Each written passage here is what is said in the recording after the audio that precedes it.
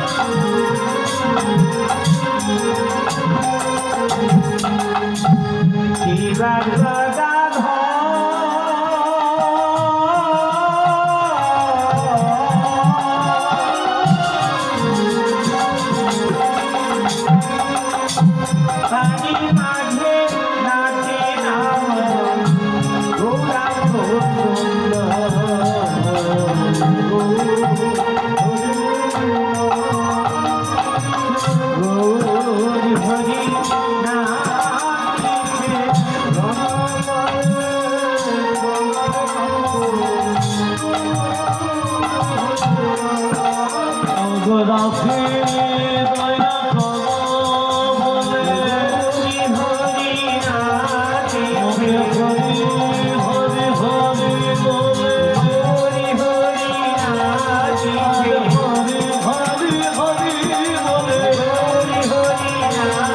হরি বলে হরি হরি হরি হরি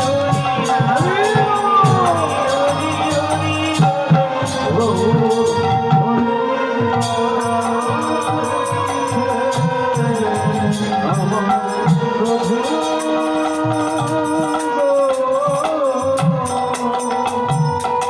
গৌরাঙ্গ মহাপ্রভু জগন্নাথকে দর্শনে করেছি। জগন্নাথ আজকে এই লীলা আস্বাদন করতে গেলে তাহলে মা কৃষ্ণের দেহটা কাঠ হয়ে গেল, কাঠটার নাম হলো দারুণদের প্রবেশ করো। প্রেম সে রাধা রানী কি প্রেম সে রাধা রানী কি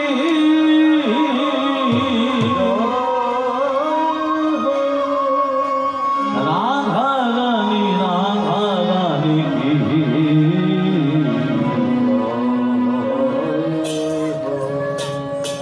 সবাই মিলে এই বৃন্দাবনে दो बाहु तुले कांटे कांटे गए ताले ताले दे प्रेम से ओ मीठी रस से भरनी राधे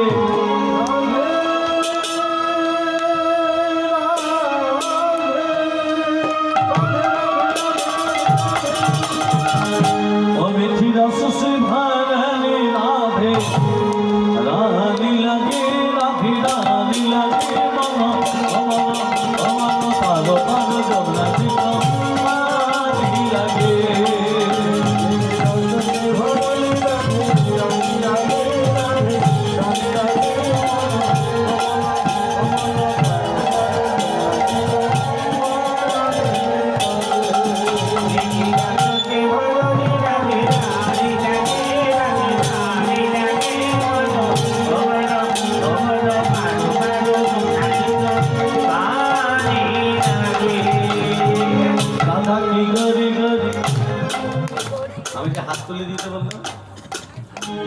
যে না হাত তুলে দেবে হরি বলে ঘরে গেলেই হবে গন্ডগোল। তাহলে কথাটা খুলে বলি, আগে পাকার বাড়ি ছিল না মাটির বাড়ি ছিল? জোরে বলুন। মাটির বাড়ি। ছাউনিটা কিসের ছিল? খড়ের। খড় দিয়ে যে খড়টা ছাইতো তাকে কি বলতো? বাড়ির মশাই বা ঘরামি বলতো।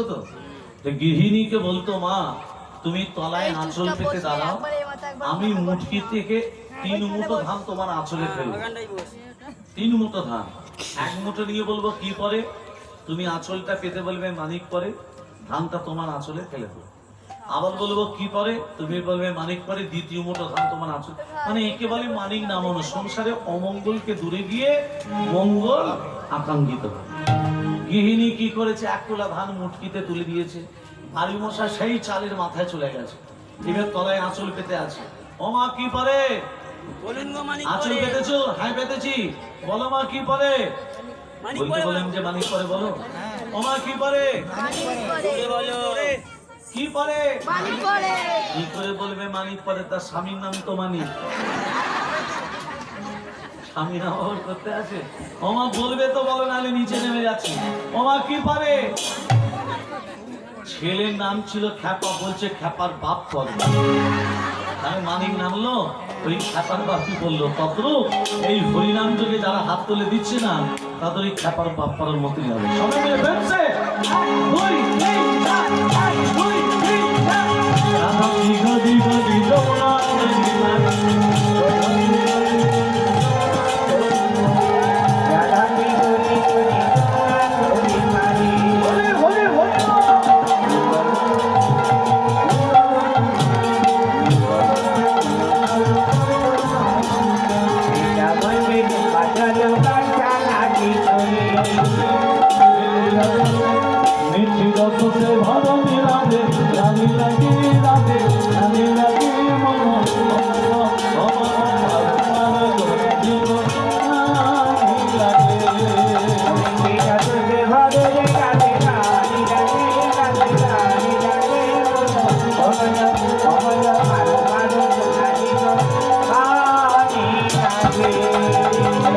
রাধা